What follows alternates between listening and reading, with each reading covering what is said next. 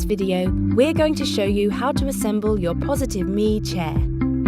Simply follow these easy step-by-step instructions and you'll be ready to go. Your chair will arrive in a box with everything you need to assemble it. Clear a space on the floor, unpack the box, lay out all the parts neatly and move the box out of your way. Firmly place the gas stem into the base. Place the seat onto the gas stem.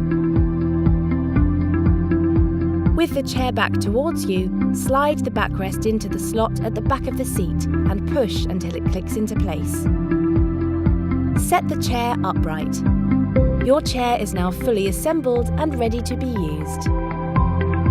Thanks for watching our video.